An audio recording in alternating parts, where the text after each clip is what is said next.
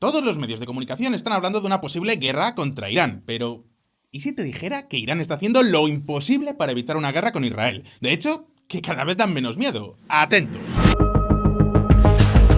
Israel responde al ataque iraní. Que lanzaron 3 misiles cerca de Isfahán, en el centro de Irán. El viernes 19 de agosto, Israel volvió a atacar a Irán. Sin embargo, los medios iraníes apenas hablan de ello. Pero ninguna fuente oficial, ni siquiera el presidente Raisi, ha querido hacer mención al ataque. ¿No se supone que Irán está dispuesto a lo que sea por acabar con Israel? Pues no. Ha salido a las calles en todo Irán. Irán reconoce que derribó por error el avión ucraniano. El Estado Islámico ha reivindicado la autoría de los atentados de ayer.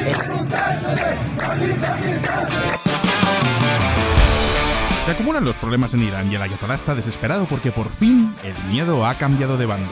En este vídeo te cuento por qué. El 7 de octubre Hamás lanzó un ataque salvaje al corazón de Israel y muchos analistas pensaban que tenía que haber algo más. Parecía imposible pensar que los de Hamás fueran tan estúpidos como para inmolarse de aquella manera. Así que, ¿cuál era la única explicación que podía tener sentido? Pues esta.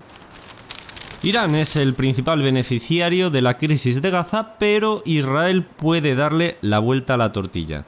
Al llevar a cabo el peor ataque terrorista dentro de Israel, utilizando a Hamás, el régimen iraní logró numerosos objetivos estratégicos y tácticos. Sin embargo, todo lo que ha pasado después demuestra justo lo contrario. Irán no solo no quiere enfrentarse a Israel directamente, sino que está haciendo todo lo posible por evitar una guerra. Y todo esto es curioso si tenemos en cuenta que incluso en Teherán tienen un reloj para contar cuántos días le quedan a Israel. Pensadlo así, cuando Hamás lanzó sus ataques del 7 de octubre, había una ventana de oportunidad única si lo que querías era hundir a Israel en la miseria. Imaginad este escenario.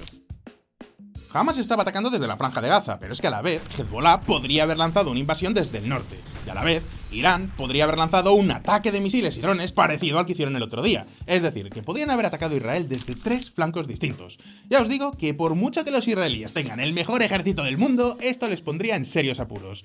Nunca antes había existido una ventana de oportunidad tan evidente, y sin embargo, Irán ha estado quietecita. Después, Israel destruye la embajada de Irán en Siria y se lleva por delante a varias figuras muy importantes para el régimen iraní de los ayatolás.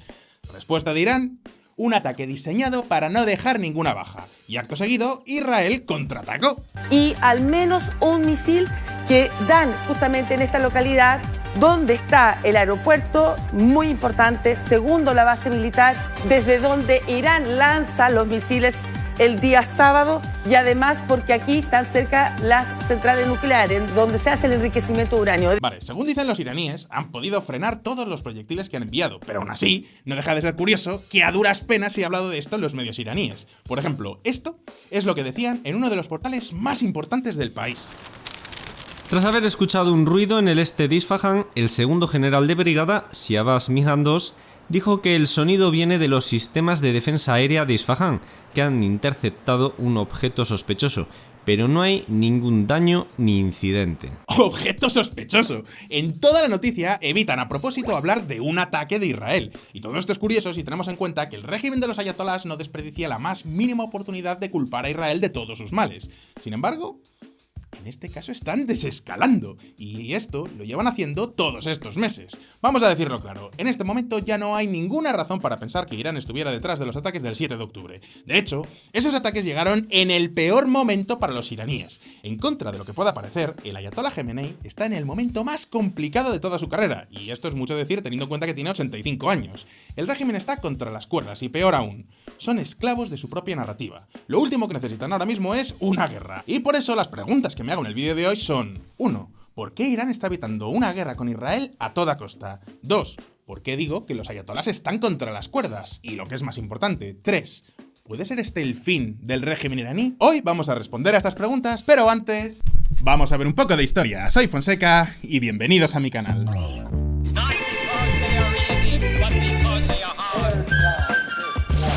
Lo primero que quiero dejar claro es que nadie quiere una guerra contra Irán. Ni Irán, por supuesto, ni Israel, ni muchísimo menos los Estados Unidos. Y diréis, ¿por qué? Pues porque aunque Irán tiene todas las de perder, podría morir matando. ¿Y por qué digo esto? 3 razones. La primera es este mapa. Aquí podéis ver el estrecho de Hormuz, 1 de cada 5 barriles de petróleo que se venden en el mundo sale de aquí, y como podéis ver, Irán tiene costa en este estrecho. Es decir, que si quieren pueden cerrarlo y poner toda la economía mundial en una tensión inaguantable.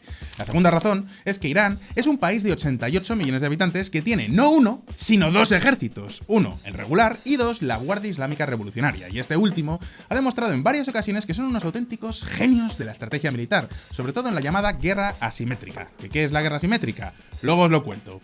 En cualquier caso, que serían un hueso muy duro de roer. Estaríamos hablando de una guerra que se podría prolongar durante años.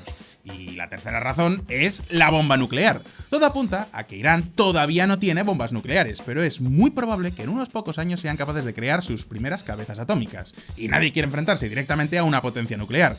Os digo todo esto para que quede claro que la situación es seria, no es para tomársela a broma, y aunque sea poco probable que escale en una guerra abierta con Irán, la mera posibilidad asusta. Ahora bien, ¿por qué digo que es muy difícil que todo esto ocurra? Pues ahora mismo lo vamos a ver. Democracia versión iraní. Antes de seguir, permitidme que recuerde que en este canal sacamos vídeos nuevos todas las semanas, así que si os interesa la política internacional, alineada con un poquito de humor negro, este es vuestro sitio. En las próximas semanas vamos a hablar de la crisis política por la que está pasando Venezuela o del cambio de tornas que se está dando en la guerra de Ucrania, esta vez a favor de los ucranianos. Eso y muchas otras cosas más. Así que ya sabéis, suscribíos a este canal y dad a la campanita para no perderos ninguna de nuestras actualizaciones. Pero sigamos con la historia de hoy. Nuestra historia comienza en el año 1979 con la revolución del Ayatollah Khomeini. La historia ya os la sabéis, y si no, pues yo qué sé, la buscáis en YouTube o os la cuento otro día. Lo que seguramente no sepáis es que el Ayatollah Khomeini no estaba solo. Le apoyaban un montón de grupos totalmente distintos que poco o nada tenían que ver con la religión. Es decir, que detrás del Ayatollah Khomeini estaba, por ejemplo, el Partido Comunista Iraní, o incluso grupos liberales. Los religiosos solamente eran un grupo más dentro de una constelación multicolor unida por un enemigo común: el Shah de Persia, que había oprimido a los iraníes con mano de hierro mientras servía a los intereses de Reino Unido y los Estados Unidos. ¿Entendéis ahora el odio de Irán contra Occidente? Pero claro, odiar a Occidente no significa necesariamente que quieras convertir tu país en una teocracia. ¿Qué ocurrió entonces? Pues que Khomeini terminó purgando a todos los demás grupos en una jugada que haría que House of Cards te parezca Dora la Exploradora. Y aquí es cuando nació la República Islámica de Irán que todos conocemos. Pero no os equivoquéis, la sociedad iraní de entonces ya era, igual que ahora, mucho más diversa y sobre todo menos religiosa de lo que a los ayatolás les gustaría. Y por eso, Khomeini tuvo que crear su ejército paralelo, la Guardia Islámica Revolucionaria, una especie de superguardia pretoriana que ha terminado teniendo más poder incluso que el mismísimo ejército regular iraní. No solo tiene mejor armamento, sino que también controla la mayor parte de la economía del país. Las empresas más importantes de Irán están controladas directa o indirectamente por ellos, y hablamos de empresas de todos los sectores: automovilístico, fabricación de plásticos y, por supuesto, inmobiliario. Pero todo esto no es un síntoma de poder, sino más bien de que desde el primer momento los ayatolás sabían que no contaban con el apoyo incondicional de la sociedad. De hecho, la teocracia iraní es mucho más flexible de lo que parece a simple vista, e incluso tiene ciertos elementos democráticos. Me explico. El líder supremo es el ayatolá, y eso no se puede votar. Además, no es una mera figura institucional. Tiene la última palabra en todas las decisiones del país. Además, como ya he dicho, tiene su propio ejército que responde únicamente ante él, la Guardia Islámica Revolucionaria. Ahora bien, debajo del líder supremo hay un consejo de sabios y un parlamento que a su vez elige al poder ejecutivo. Y estos cargos sí que se eligen en elecciones. ¿Elecciones libres? Podemos discutirlo, pero son elecciones con varios candidatos y donde hay corrientes ideológicas completamente distintas. De hecho, Irán tiene ahora un primer ministro conservador, Ebrahim Raisi, pero antes tuvo un moderado, Hassan Rouhani.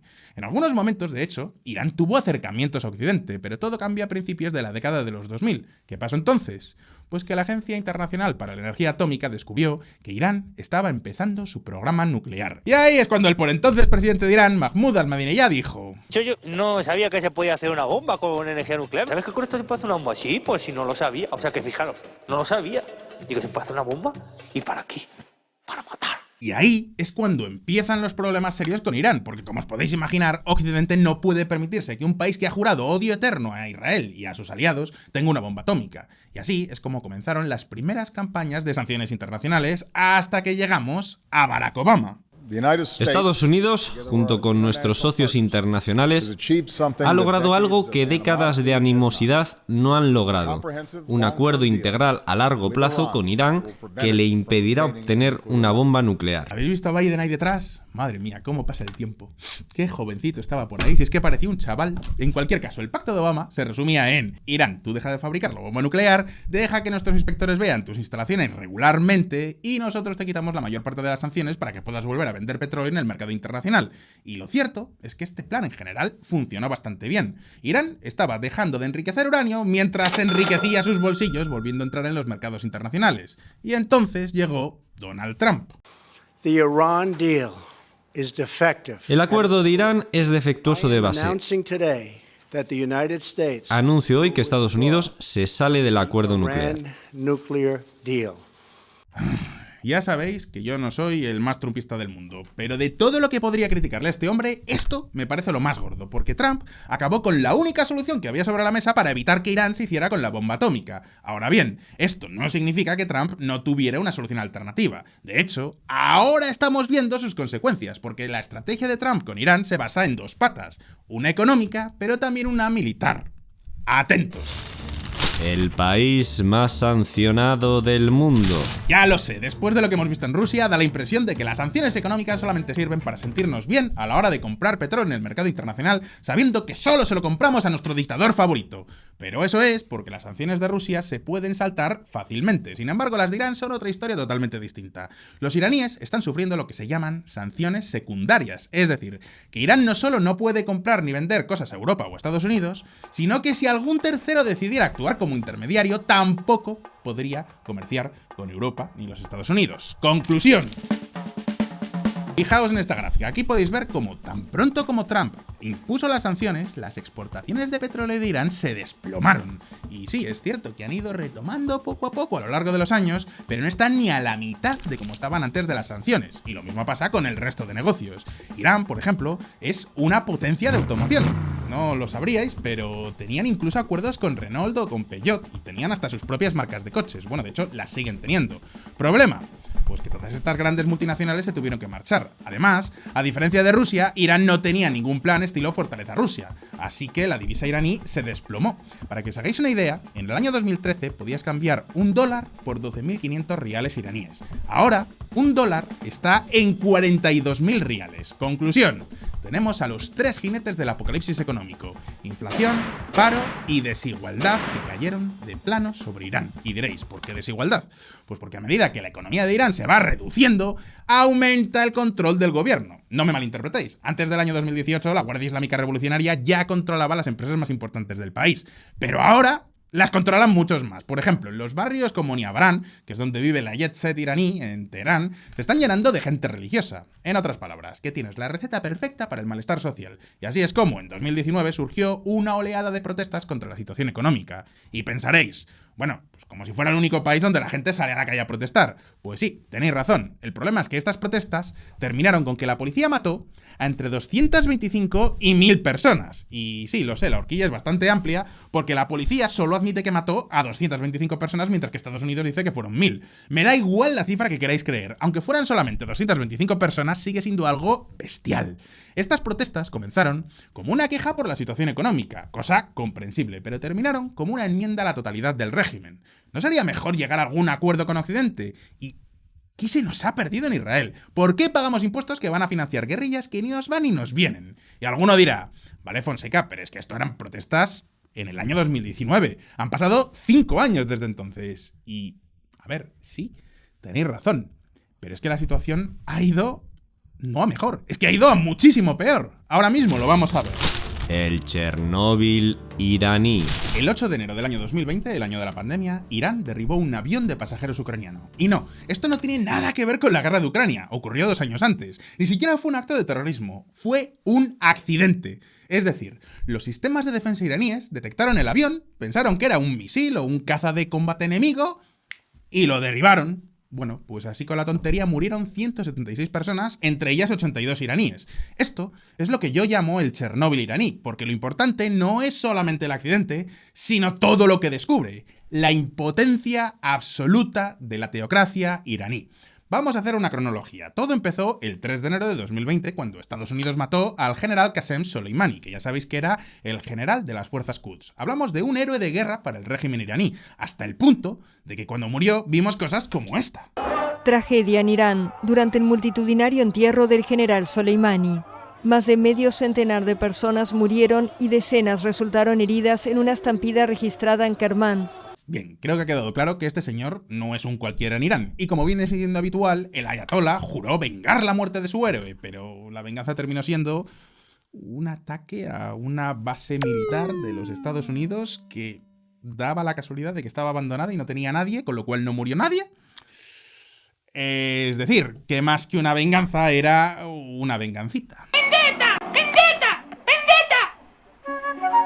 ¡Farfalla! Y justo después de esta vengancita llegó el derribo de un avión de pasajeros por accidente. Vaya por Dios, es que dejamos al becario cuidando el radar durante un par de horas y mira la que nos lió. Como os podéis imaginar, con semejante panorama, el régimen de los ayatolás está perdiendo toda su credibilidad, tanto dentro como fuera del país. ¿Y esto qué efecto tiene? Pues que cada vez vota menos gente en Irán. ¡Atentos! Irán anuncia un nuevo récord de baja participación pese a las llamadas a votar. En las últimas elecciones parlamentarias, que por cierto se celebraron hace un mes de este vídeo, solo el 41% de la población fue a votar, un 20% menos que hace 10 años. ¿Y esto qué efecto tiene? Pues que tienden a votar los más seguidores del régimen. Conclusión, están ganando los diputados más conservadores y eso explica que el presidente de Irán siga siendo Ebrahim Raisi. ¿Y qué hacen estos gobiernos conservadores? Pues reforzar cosas como la policía moral que va por las calles vigilando que todas las chicas lleven el velo de forma adecuada. Por supuesto, haciendo uso de la brutalidad policial. Conclusión, la muerte de Mahsa Amini a manos de la policía moral que generó otra oleada de protestas, esta vez mucho más amplias. La muerte de Mahsa Amini ha encendido la mecha de la indignación en Irán. Las manifestaciones han ocupado las calles desde la detención de la joven por la policía de la moral al no llevar bien puesto el velo. Mahsa Amini era una chica que no es que no llevara puesto el velo, es que no lo llevaba puesto correctamente porque enseñaba un poquito de pelo. Ojo, porque esto puede ser un problemón en Irán. El problema no es ya que tengas que ponerte el velo. El problema es que te lo tienes que poner de forma correcta. ¿Y cuál es la forma correcta?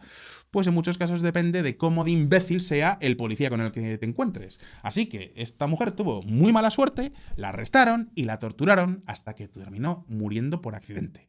No hay iraní que no haya tenido algún encontronazo con la policía moral, pero como os podéis imaginar, la muerte de esta niña fue la gota que colmó el vaso y sacó a cientos de miles de iraníes a las calles. Y en este caso, los ayatolás sí tuvieron miedo real. Y de hecho, estas protestas dejaron a 517 muertos, lo que generó aún más descontento. El régimen es cada vez más autoritario. La economía no funciona para nada. Y además, el Estado está fracasando en todos los aspectos, incluyendo garantizar lo más básico como es la seguridad, o por lo menos que tu propia policía y tu propio ejército no te mate. Vamos, que Jamenei nunca había estado en una posición más débil. Pero esperad un momento, porque si pensabais que no podía ir a peor, ¡atentos! De la venganza a la vengancita. Os decía antes que la estrategia de Trump, aunque no me guste, existe y tenía dos patas. Ya hemos visto la económica, pero también hay una pata militar. Es decir, la de forzar a Irán a abandonar sus planes nucleares en el campo de batalla. Y diréis, ¿cómo se hace eso? Lo primero que tenemos que entender es que Irán es una potencia expansionista, y lo es desde la revolución de 1979. Exportaremos nuestra revolución a todo el mundo. Hasta que el grito "no hay más Dios que Alá" resuene en todo el mundo, habrá lucha. Ayatollah Khomeini. Desde entonces, Irán ha logrado expandir su área de influencia por todo Oriente Medio. Y ojo, porque esto es su mayor logro y su mayor éxito. Pocos países han sido capaces de lograr tanto con tan poco. Cierto, Irán estará todo lo aislado del mundo que queráis, hasta el punto de que Corea del Norte es uno de sus socios tecnológicos. Su arsenal es bastante obsoleto y de hecho muchos de los misiles de los que tanto se habla son en realidad modificaciones de modelos que vienen de Corea del Norte. Pero pese a todo esto, han sido capaces de... mirad este mapa. En este mapa podéis ver todos los sitios donde o el gobierno es afín a Irán o Irán domina la política por otros medios. Y como podéis ver, Teherán ha logrado mantener un corredor que les lleva directos hasta el Mediterráneo. Controlan ya el estrecho de Hormuz, bueno, lo controlaban desde siempre, y ahora también la entrada al Mar Rojo. Y diréis, ¿pero cómo han logrado semejante hazaña?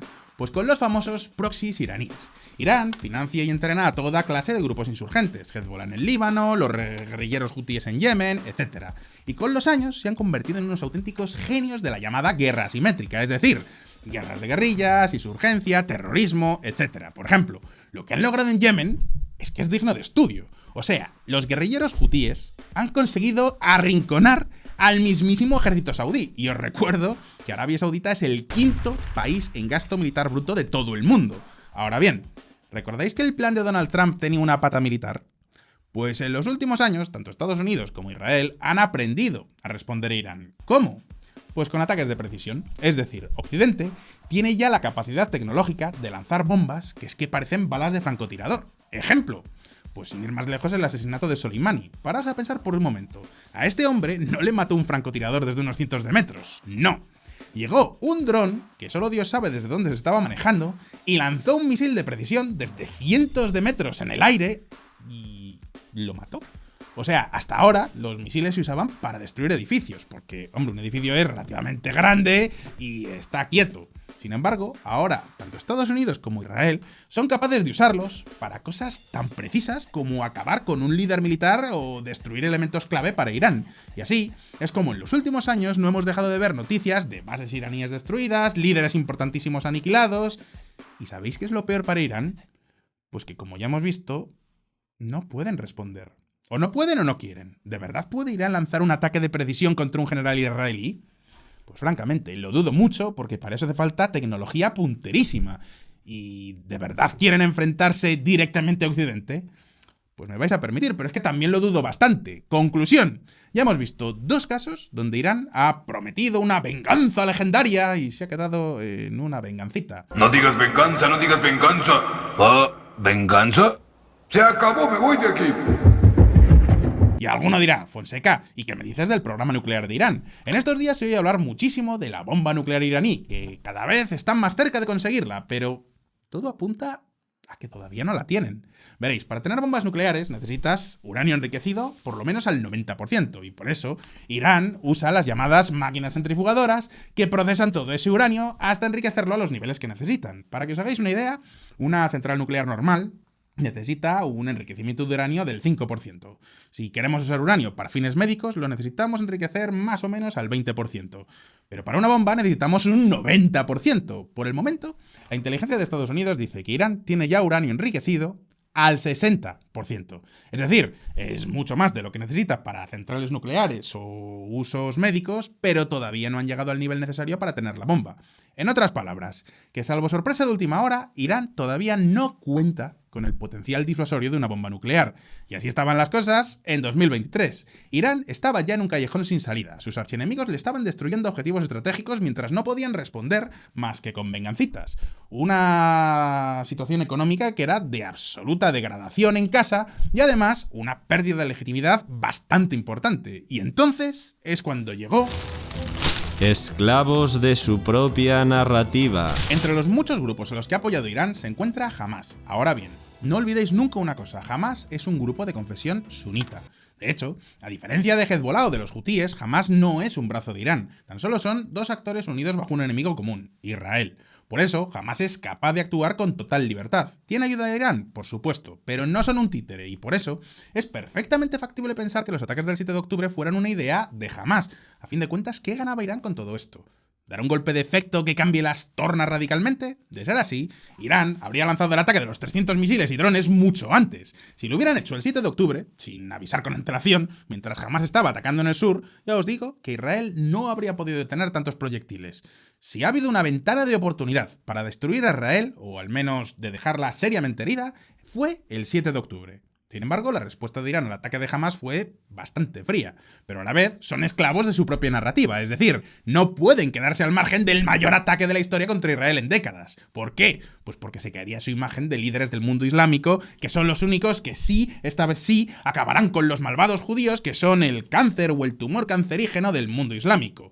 Por otra parte, Israel espera que Irán actúe. Y por eso, mientras los israelíes invaden Gaza, también han incrementado dramáticamente los ataques quirúrgicos contra líderes de grupos proiraníes. El ataque de la embajada de Damasco ha sido simplemente el más importante, pero antes hemos visto muchísimos más. Han matado a un comandante de Hezbollah en Líbano. ¿Ataques contra iraníes? Pues también. Sin ir más lejos, en enero de 2024 mataron a 5 oficiales de la Guardia Islámica Revolucionaria en Damasco.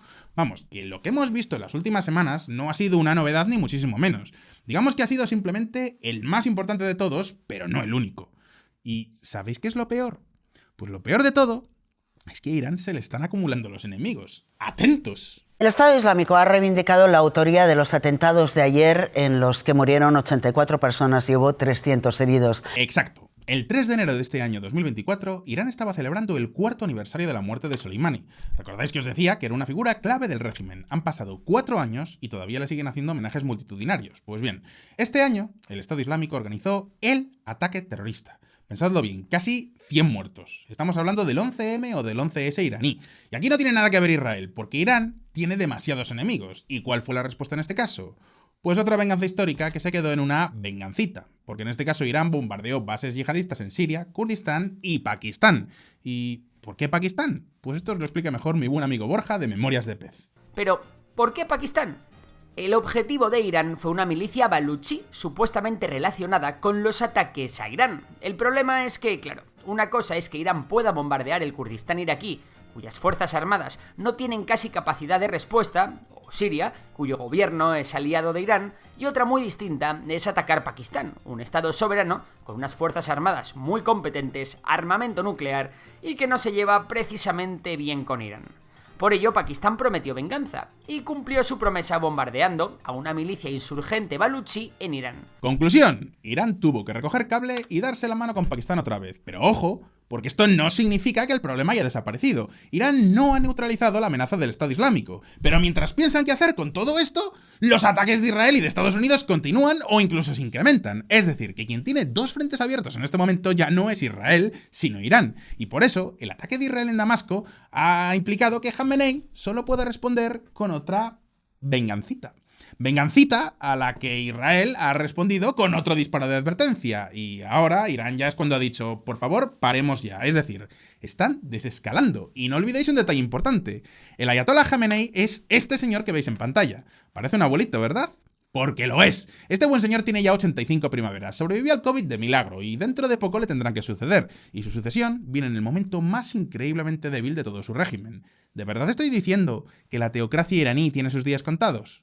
No tan rápido. Para eso es necesario un elemento fundamental, que todavía no hemos visto, y es la aparición de un líder opositor que aglutine todo ese descontento. Por el momento no hay ninguna figura que podamos reseñar. Dicho de otra forma, que no hay ninguna María Corina Machado iraní que capitalice el descontento, pero por todo lo demás, el ayatolá está en su momento más débil. Primero, los iraníes no le quieren y lo están demostrando cada año con oleadas de protestas que cada vez son más numerosas. Segundo, y más importante, cada vez da menos miedo. Estamos viendo cómo atacar a Irán sale prácticamente gratis. Y tercero, no tiene ni músculo militar ni músculo económico para mantener tantísimos frentes abiertos. Conclusión, este es Jamenei en estos momentos.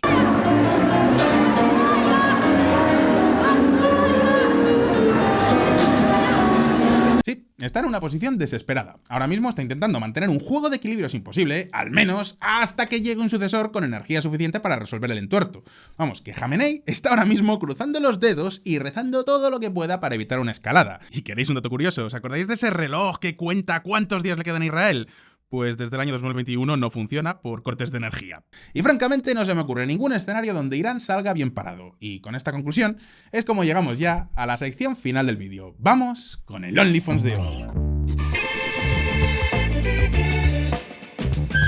Bienvenidos a OnlyFans, la sección donde doy noticias del canal, hago fe de ratas y respondo a las preguntas más interesantes que me dejáis en los comentarios. Y hoy tengo un comentario muy interesante. Joseca, ¿qué piensas sobre Arabia Saudí? ¿Entrará en conflicto? ¿De qué lado? Y otra, ¿puedes hacer un vídeo nombrando todos los conflictos actuales? Es la pregunta de @AlexisVelázquez6008. Muy buena pregunta, Alexis. Que si puedo hacer un vídeo nombrando todos los conflictos actuales. A ver, me quedaría un vídeo de 5 horas, ¿vale? O sea, si os quejáis de que a veces los vídeos son muy largos, pues aquí ya no os quiero ni contar. En cualquier caso, sí que hay algo a lo que te puedo responder, y es lo de Arabia Saudita. Por el momento no han entrado en el conflicto. Ahora bien, si Irán llegara a cerrar el estrecho de Hormuz, sí que podríamos ver cómo tanto Arabia Saudita como Emiratos Árabes Unidos, e incluso Omán, se unirían a una coalición internacional. A fin de cuentas, no pueden permitirse no exportar su petróleo. Por lo demás, por el momento Arabia Saudita no ha dado muestras de estar realmente en contra de Israel. Más bien todo lo contrario. Y es muy probable que cuando la guerra de Gaza y Hezbollah terminen, hagan algún tipo de acercamiento a Jerusalén. Por el momento, lo que me está quedando cada vez más claro es cómo Israel se está convirtiendo, en contra de lo que podría parecer, en la auténtica potencia regional. Y desde luego, si las tensiones con Irán aumentan, todo apunta a que Israel sería quien terminaría liderando la coalición anti-iraní. Pero eso es tema para otro vídeo, porque ahora la pregunta es para vosotros. ¿Creéis que Irán terminará entrando en guerra abierta con Israel? ¿O tal vez vamos a ver el colapso de la teocracia iraní más pronto que tarde?